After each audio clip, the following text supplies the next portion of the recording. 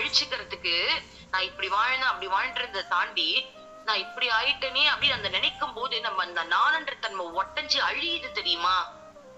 அதுதான் வேணும், அது வேணும். நேத்து கூட நான் சொல்ல மணி கிளாஸ்ல சொல்லியிருப்பேன். அதாவது கஷ்டம்ன்ற சூழ்நிலை எல்லாரோட வாழ்க்கையிலுமே வரணும். அப்பதான் வாழ்க்கைனா என்னன்னு கத்துக்க முடியும்.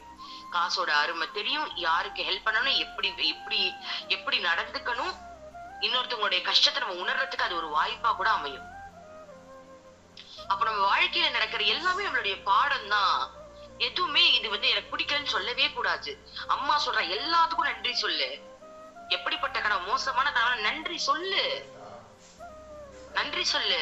ஏன்னா உன்னுடைய தன்மையை மாத்துறதே அவங்கதான். அது மட்டும் இல்லாம இந்த மாதிரி நடந்துக்க கூடாதுன்னு நம்ம கத்துக்கிறோம்ல.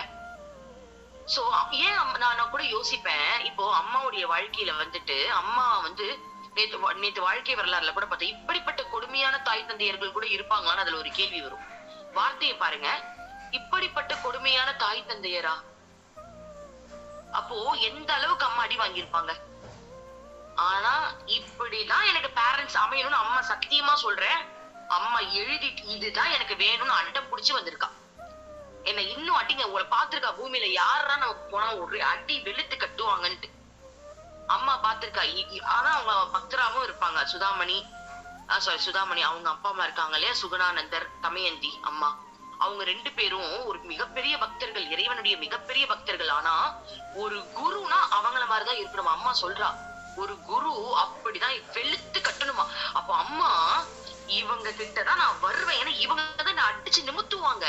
இவங்க கூட இருந்தா மட்டும் தான் நான் கடவுளை எவ்வளவுக்கு எவ்வளவு சீக்கிரம் பிடிக்க முடியுமோ அவ்வளவுக்கு எவ்வளவு சீக்கிரம் பிடிக்க முடியும்னு அம்மா அவங்களை தேர்ந்தெடுத்து வந்திருக்கா.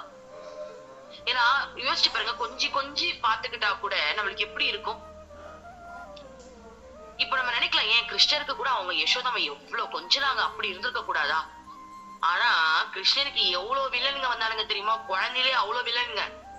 அட்லீஸ்ட் அம்மாவது கொஞ்சிட்டு போயிட்டுன்னு அவர் ஒத்துக்கிட்டாரு போல் இருக்கு.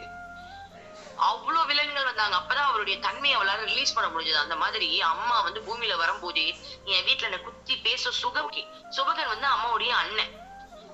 என் அண்ணன் என்ன வீட்டு வாசல்ல கூட ஏற விடக்கூடாது, தூக்கி வெளில துரத்தணும் அப்படின்னு அம்மா கேட்டிருக்கா. அதனாலதான் அது நடந்திருக்கு. ஏன் தெரியுமா? துரத்தும் போதுதானே அம்மாவால நிம்மதியா அங்க உட்கார முடியுது, தவம் பண்ண முடியுது. கரெக்ட் தானே? அப்போ இதெல்லாம் எனக்கு அம்மா புரிய வைக்கிறா.